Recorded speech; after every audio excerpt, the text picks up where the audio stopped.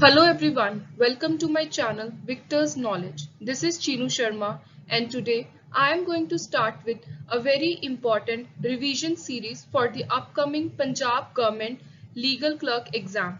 And in this series basically I will be dealing with all the major law subjects, criminal as well as civil, and the series will be in the form of MCQs, and our first video will be on a very important subject, that is IPC, Indian Penal Code 1860. So let's get started. So our first question is, who was the president of the drafting committee of the Indian Penal Code? जब Indian penal code बनाया गया, लिखा गया, तो उसके लिए एक drafting committee बिठाई गई. उस कमेटी के प्रेसिडेंट कौन थे, हेड कौन थे? Option A Lord William Bentinck, B Lord Curzon, C Lord Macaulay और D Lord Irwin. So the right answer here is C, Lord Macaulay. Second question is, which of the following sections have been inserted in the IPC 1860 by the Criminal Law Amendment Act 2013? So इनमें से कौन से section है जो criminal law की जो बहुत ही important landmark amendment हुई थी 2013 में, जिसके अंदर कुछ नए सेक्शंस डाले गए थे आईपीसी में, तो वो कौन कौन से न्यू सेक्शंस हैं? ऑप्शन ए 376A, B 376B, C 166A, B 354C और option D all the above. So the right answer here is D all the above. Third question is, to establish section 34 of the IPC. Basically जब हमने section 34 जो कि common intention के ऊपर आधारित है, उस सेक्शन को प्रूव करने के लिए, एस्टैब्लिश करने के लिए हमें क्या क्या चीजों को प्रूव करना है? So option A is common intention be proved but not overt act be proved. Option B common intention and overt act both be proved. Option C common intention need not be proved but overt act be proved. And option D all the above. So basically section 34 जो कि common intention के ऊपर based है, तो common intention क्या है? Common intention का मतलब है कि एक pre arranged plan, meeting of minds, पहले से ही एक प्री प्लान बनाया हो, एक अरेंजमेंट हो. और ओवर्ट एक्ट का मतलब है प्लेनली एपरेंट, ऐसा एक्ट जो दिखने में ही पता चले कि एक क्लियर कोई क्राइम एस्टैब्लिश हुआ है, उसको हम ओवर्ट एक्ट कहते हैं. और क्रिमिनल लॉ के अंदर अगर किसी एक्ट को हमने ओवर्ट एक्ट का नाम दिया है, तो उसको हमें प्रूव करने के लिए, क्लियरली प्रूव करने के लिए एविडेंस भी देने पड़ते हैं, और साथ में उसमें से क्रिमिनल इंटेंशन को भी हम इन्फर कर सकते हैं. So common intention section 30, the right answer here is option A. Section 34 के लिए हमें सिर्फ कॉमन इंटेंशन को प्रूव करना है, हमें ओवर्ट एक्ट को प्रूव करने की कोई जरूरत नहीं है. So fourth question is, section 34 of IPC, option A creates a substantive offense, B is a rule of evidence, C both A and B और D neither A nor B. So the right answer here is option B. जैसे कि हमने पिछले question में पढ़ा है, section 34 is related to common intention. So इसमें हमें सिर्फ कॉमन इंटेंशन को प्रूव करना है, ये सिर्फ एक रूल ऑफ एविडेंस है. कॉमन इंटेंशन के थ्रू कौन सा ऑफेंस, कौन सा क्राइम क्रिएट हो रहा है, उस चीज के बारे में हमें सेक्शन 34 में कुछ नहीं है. सेक्शन 34 सिर्फ और सिर्फ एक पीस ऑफ एविडेंस है, जिसमें हमें ये देखा जाता है कि जो क्राइम हुआ है उसके लिए क्या पहले से कोई मीटिंग ऑफ माइंड्स थे, उसमें कितने लोग इन्वॉल्व थे, क्या उसमें 4 से ज्यादा लोग इन्वॉल्व थे, उसमें कॉमन इंटेंशन थी कि नहीं. सो बेसिकली इसमें किसी ऑफेंस की बात नहीं की गई, सिर्फ और सिर्फ एक ऑफेंस को प्रूव करने के लिए एक एविडेंस है, जिसको हम सेक्शन 34 में से लेते हैं. Question 5, voluntarily has been defined as an act caused by means whereby a person intended to cause it or by means at the time of employing those means know or had reason to believe to be likely to cause it under. So जो voluntarily की definition है वो किस section में दी गई है? Option ए 39, B 38, सी 37 और D 40. So the right answer here is option A, section 39. Sixth question is, how many types of punishments have been prescribed under the IPC? IPC में कितनी तरह के पनिशमेंट्स हैं? ऑप्शन ए 3, बी 6, सी 5 और D 4. So the right answer here is option C 5. Basically starting में IPC में 6 तरह के पनिशमेंट्स होती थी, बट जो ट्रांसपोर्टेशन फॉर लाइफ है उस पनिशमेंट को हटा दिया गया था. सो 5 तरह की जो हमारे पास पनिशमेंट्स है वो कौन कौन सी हैं? Death, imprisonment for life, imprisonment which can be simple or rigorous, then forfeiture of property. और इसमें ये चीज नोट करने के लिए है इम्पोर्टेंट कि जो forfeiture of absolute property है उस चीज को अभी अबॉलिश कर दिया गया है. And the last punishment is fine. So transportation of life का हम सिंपल सा यहाँ की रेफरेंस के लिए एक मीनिंग समझ लेते हैं कि ट्रांसपोर्टेशन ऑफ लाइफ का मतलब है relocation to a distant place. एक दूर किसी जगह पर रीलोकेट कर देते थे किसी भी क्रिमिनल को. 7th question is under section 498A of IPC cruelty include. जो सेक्शन 498A है आईपीसी का, उसमें क्रुएलिटी में क्या क्या आता है? Option A harassment of women, B physical cruelty, C mental cruelty और D cruelty by wife. Basically हम ये जान लेते हैं कि सेक्शन 498 किससे रिलेटेड है. 498A is related to cruelty by husband or relatives of husband. So इसमें option A is the right one. और harassment of women में दोनों तरह की cruelty inclusive है, physical as well as mental. और यहाँ पे cruelty by wife is wrong, it is by husband. Coming to next question 8th. General exceptions are contained. General exceptions क्या है? बेसिकली कुछ नहीं है. जनरल एक्सेप्शंस का मतलब है कुछ डिफेंसेस जो आईपीसी के अंदर दिए गए हैं जिससे प्रूव होके ये हमें पता चलता है, एक तरह की प्रिजम्पशन है कि a certain person is not liable for the crime committed. Section 76 to 106 deals with general exceptions. Option A Chapter 3, B4, C5, D6. So the right answer here is Chapter 4. Chapter 4, Section 76 to 106 में general exceptions दी गई हैं. 9th question is the maxim ignorantia juris non excusat. इसका क्या मतलब है? A. Ignorance of law is no excuse. B. Ignorance of fact is no excuse. C. Ignorance of law is an excuse. D. Ignorance of fact is an excuse. So the right answer here is option A. Ignorance of law is no excuse. कोई भी इंसान जो हमारी territory में रह रहा है या जिसको पता है जिसने कोई ऐसा क्राइम कमिट किया गया है जो इंडिया की जुरिस्डिक्शन में आता है, वो पर्सन ये प्ली नहीं मांग सकता कि मुझे लॉ का पता ही नहीं था. सो लॉ की इग्नोरेंस कोई एक्सक्यूज नहीं है पनिशमेंट से बचने के लिए. Question 10. According to the Criminal Law Amendment Act 2013, the right of private defense of the body extends to the voluntary causing of death or other harm to the assistant if the offence which occasions the right is the act of. कौन सा offence है जिसके अंदर हम private defence ले सकते हैं, basically खुद को बचा सकते हैं, और जो बंदा हमारे ऊपर वो ऑफेंस करने लगा है, हमें ये एप्रीहेंड हो गया है पहले से कि वो हमारे ऊपर कुछ ऐसा ऑफेंस करने लगा है जिसको हमें बचाने के लिए, जिससे हमें खुद को बचाने के लिए हम डेथ भी कॉज कर सकते हैं और किसी और तरह का हम हार्म भी कॉज कर सकते हैं, तो वो ऑफेंस है acid attack. Next is 11th. Under which name the Indian Penal Code came into application in Jammu and Kashmir. जो जम्मू एंड कश्मीर का पीनल कोड था उसका क्या नाम था? Option B Ranbir Penal Code. 12th. Putting or attempting to put a person in fear of death or grievous hurt in order to commit extortion is dealt under. Extortion का जो crime है उसको commit करने के लिए किसी बंदे को डेथ या फिर ग्रीवियस हर्ट का, इस चीज का डर पैदा करना, उसके बारे में किस सेक्शन में बताया गया है? So the answer here is C.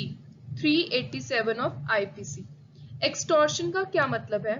Simple सा एक्सटॉर्शन का एक मतलब है कि किसी भी बंदे से डिसऑनेस्टली कोई प्रॉपर्टी की डिलीवरी करवाना या कोई वैल्यूएबल सिक्योरिटी की या फिर कोई ऐसे साइन या सील्ड चीज को लेना जिसको हम बाद में वैल्यूएबल सिक्योरिटी को मिस कन्वर्ट कर सकते हैं, इन चीजों के लिए किसी के अंदर फियर ऑफ इंजरी, इस चीज को पैदा करना, उसको हम एक्सटॉर्शन कहते हैं। किसी को डरा धमका के किसी से कोई कीमती चीज लेना, प्रॉपर्टी लेना, सिंपली हम इस चीज को एक्सटॉर्शन कहते हैं। 13th question is actus non facitrium nisi mens citria means, इस मैक्सिम का क्या मतलब है? It means the intent and act must both concur to constitute the crime. एक क्राइम को प्रूव करने के लिए या एक क्राइम को कॉन्स्टिट्यूट करने के लिए दो चीजों का होना बहुत जरूरी है, mens rea and actus Reis.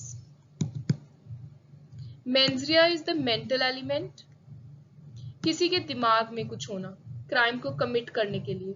Acts reus is the physical element, आप किसी के घर एक नाइफ लेकर जा रहे हो तो वो एक एक्ट है, एक फिजिकल एक्ट है, आपकी इंटेंशन को बताता है, आपकी क्रिमिनल इंटेंशन उससे इन्फर होती है।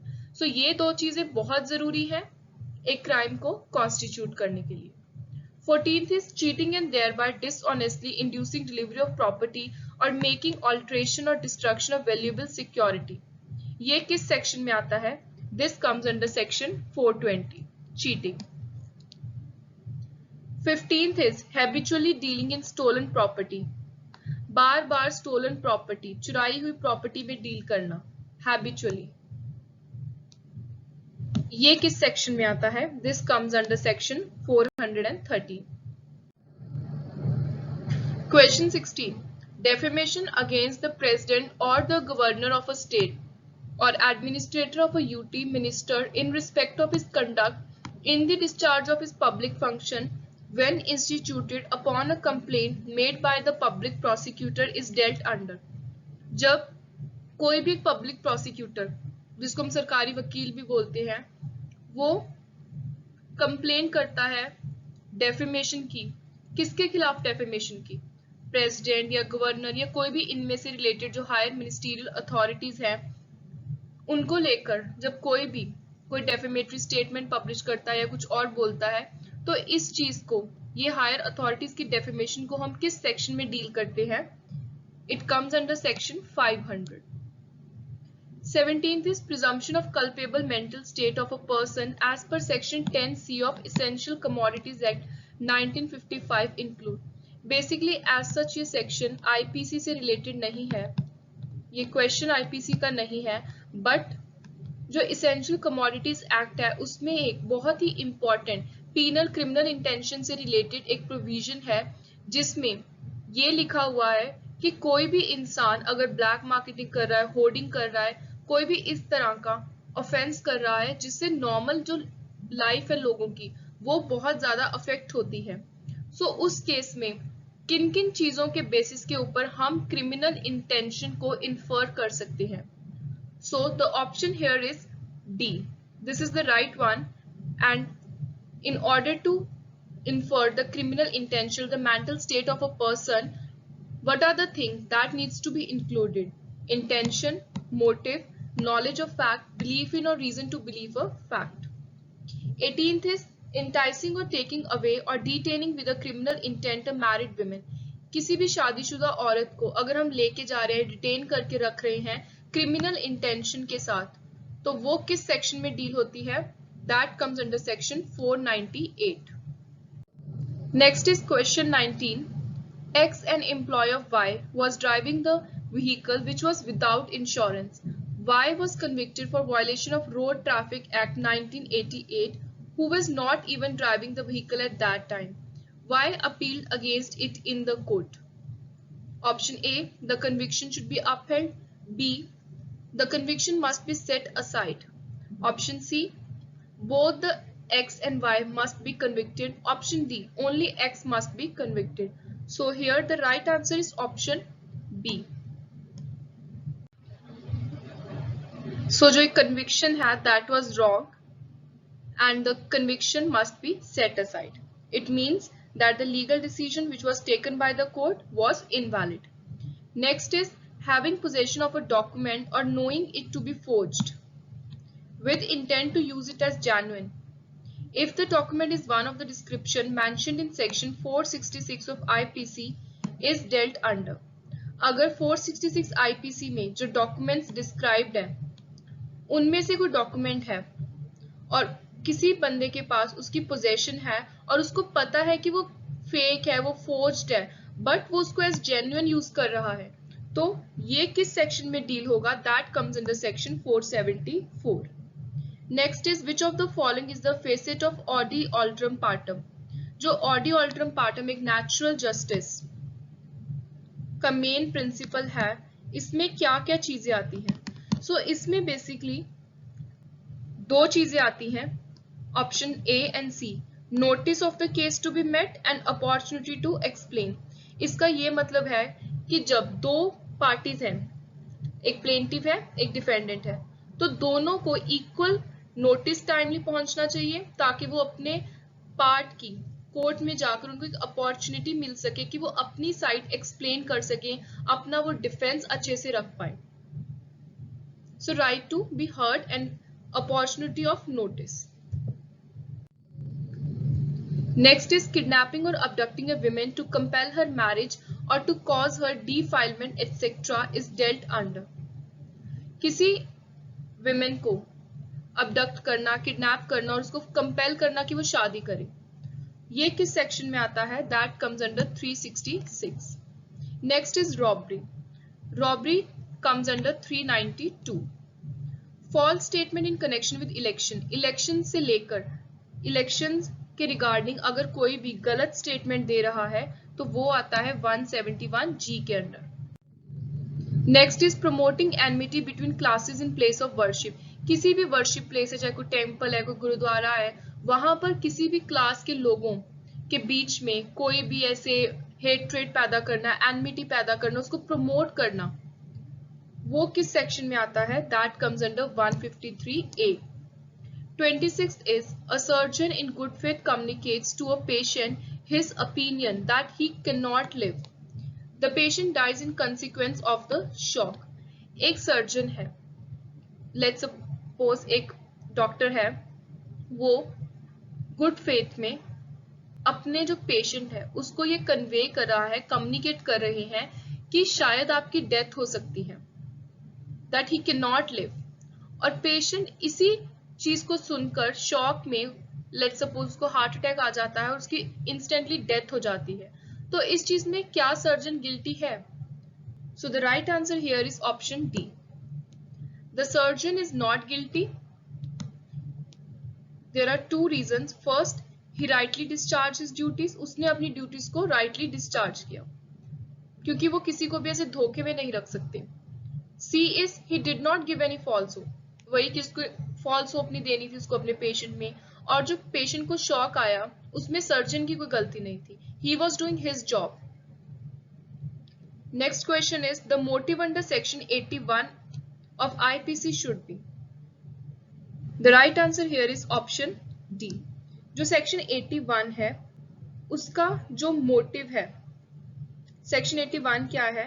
Act likely to cause harm but done without criminal intent and to prevent other harm. किसी और हार्म को बचाने के लिए जब कोई इंसान एक क्राइम कर देता है तो वो जो हार्म है वो किस चीज को लेकर हो सकता है?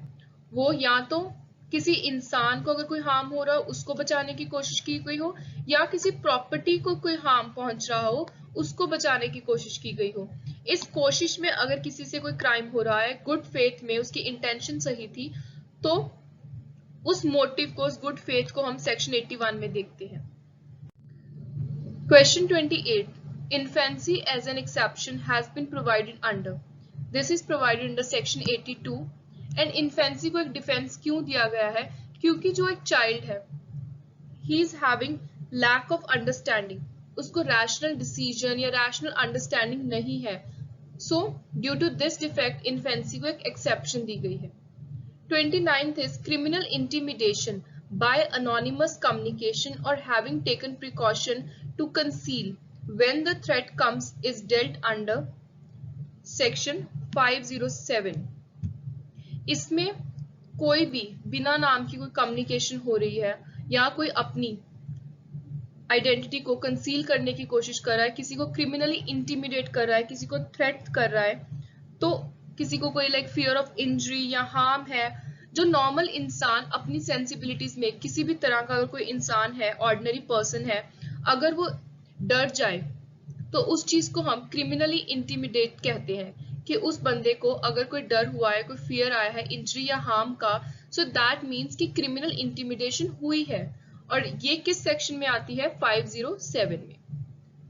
30th is the accused shot dead his father who was abusing his mother and was going to cut her throat. The accused. Right answer is B and C.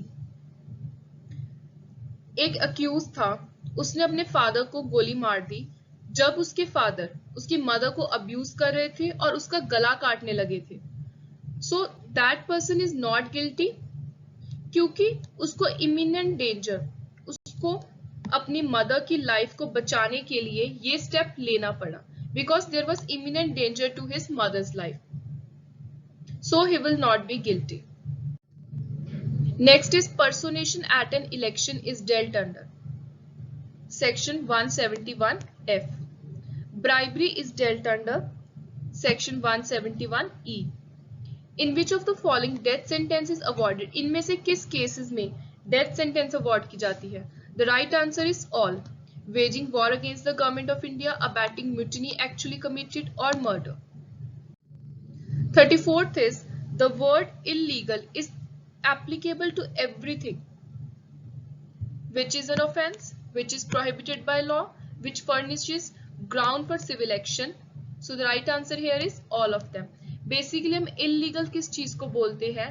जो कोई चीज क्राइम है या ऑफेंस है या जिसको लॉ प्रोहिबिट करती है या फिर जिस चीज के लिए हम सिविल एक्शन ले सकते हैं, वो भी इलीगल है। 35th is the basic principle which runs through section 32 to 38 of IPC is option B is the right one. 32 to 38 ये जो sections हैं ये किस principle के ऊपर based है? So the principle is in certain circumstances an entire act is attributed to a person who may have performed only a fractional part of it. Basically कुछ cases में हम पूरे एक्ट को एक पर्सन को एट्रीब्यूट करते हैं, चाहे उस पर्सन ने सिर्फ कुछ थोड़ा सा पार्ट ही उस क्राइम का, कुछ उस एक्ट का परफॉर्म किया हो। सो जो मेजर, जिसकी मेन सारी प्लानिंग होती है उस क्राइम को कमिट करने की, चाहे वो खुद उसमें ज्यादा इन्वॉल्व ना हो, हम उस पर्सन को सारा क्राइम एट्रीब्यूट करते हैं। Next is belonging to gangs of person associated for the purpose of habitually committing dacoity. This comes under section 400. Next is which of the following is false? Section 34 को लेकर इनमें से क्या चीज false है? So the right option here is option D. जैसे हमने starting में भी पढ़ा है कि जो सेक्शन 34 है ये सिर्फ एक रूल ऑफ एविडेंस है, इसमें कोई भी पीनल प्रोविजन एस्टैब्लिश नहीं की गई। इससे सिर्फ और सिर्फ हम ये देखते हैं कि क्या एक ऑफेंस इस्टेब्लिश हो सकता है या नहीं, वो ऑफेंस क्या है। That is not covered under section 34. Only common intention is covered, pre arranged plan is covered. 38 is commutation of sentence of death. अगर हमें सेंटेंस ऑफ डेथ को कम्यूट करवाना हो तो वो किस सेक्शन में आती है? Section 54. 39 is which of the following section of IPC deals with criminal breach of trust. Criminal breach of trust किस सेक्शन में आता है? 405. Next is A intentionally fired a shot from his pistol at B, but it hit C and C died. तो A ने कौन सा offence commit किया है? A B को मारना चाहता था बट एक्सीडेंटली C को गोली लगी और C की डेथ हो गई। सो A ने यहाँ पर मर्डर किया है under section 301. Next is common intention means. Common intention का क्या मतलब है? Sharing of intention by all person. Basically जो सिमिलर इंटेंशन है या सेम इंटेंशन है, इसको हम कॉमन इंटेंशन से डिफरेंशिएट क्यों करते हैं? क्योंकि जो सिमिलर इंटेंशन है या सेम इंटेंशन है, जरूरी नहीं कि इसमें क्रिमिनल इंटेंशन भी हो, ये क्रिमिनल एक्ट नहीं है। और इसमें कॉमन इंटेंशन का मतलब है कि जब हम किसी प्री प्लान अरेंजमेंट को लेकर हम फर्दरेंस करते हैं, उसमें आगे जाते हैं, उस एक्ट को पूरा करने की कोशिश करते हैं। तो सिर्फ इंटेंशन किसी की अगर सेम है तो वो जरूरी नहीं है कि वो एक क्राइम माना जाएगा। एक क्राइम को पूरा करने के लिए कॉमन इंटेंशन होनी जरूरी है इन furtherance of that pre planned arrangement. 42 is A beat his wife. She fell and became unconscious. Believing her to be dead and to save himself from being arrested for murder, A hanged her in the fan with rope. Post-mortem report disclosed her death from hanging. A is liable for. So here A is liable for culpable homicide because A ने अपनी wife को मारा और उसने ये believe किया कि उसकी डेथ हो गई और खुद को बचाने के लिए उसको हैंग किया। So basically, this is a culpable homicide. 43 is the word good faith. Word good faith किस section में defined है? It is under section 52. Next is insanity. Insanity क्या है? Insanity basically diseased mind है. Insanity तब proof की जाती है जब किसी इंसान में कोई proper कोई बीमारी है, हम सोचते हैं कि उसका तो बीमारी वाला दिमाग है, वो रैशनल थिंकिंग नहीं कर सकता इंसान, उसको नहीं पता कि उसके एक्शंस का क्या कॉन्सिक्वेंस है। So that is insanity, diseased mind. Next is 45, in which of the following mens rea has been considered to be an essential element of an offence. इसमें से किस केस में मेंस रिया को, मेंटल एलिमेंट को एक important essential element माना गया था ऑफेंस का? The right answer is all of the above. Srinivas Barolia versus Emperor, R versus Tolson, Nathulal versus State of MP. Basically इन तीनों केसेस में ये हेल्ड हुआ था कि जो मेंस रिया है वो एक इसेंशियल एलिमेंट है, एक इंपॉर्टेंट कॉन्स्टिट्यूएंट है ऑफेंस का। Next is Bachan Singh versus state of Punjab. This is the most important case and this is related to capital punishment in India. Next, किस केस में प्रिवी काउंसिल ने कॉमन इंटेंशन और similar intention को differentiate किया था? So the right answer here is Mahboob Shah versus king emperor. ये भी एक लैंडमार्क जजमेंट है. Next very important question, IPC में कितने सेक्शंस हैं, कितने चैप्टर्स हैं? Right answer is option D, 511 sections and 23 chapters. Next, IPC enact कब किया गया? बेसिकली आईपीसी 6 अक्टूबर 1860 को इनैक्ट किया गया, but it came into effect in 1862. So last question in today's lecture is A and B agreed to commit the murder of C by poisoning. A और B ने आपस में ये अग्री किया कि वो C को मारेंगे पॉइजन के साथ और D को वो पॉइजन देनी थी, बट D ने पॉइजन नहीं दी, तो A and B are guilty of option C, abetment of murder by conspiracy. चाहे डी ने पॉइजन नहीं दी, सी की डेथ नहीं हुई, but A and B are guilty for abatement of murder by conspiracy. So this was all about our today's lecture, which was on IPC, and we have done almost all the important sections and we have touched upon the main provisions also. I hope you liked this video and understood the sections. Please do like, share, comment and subscribe to my channel.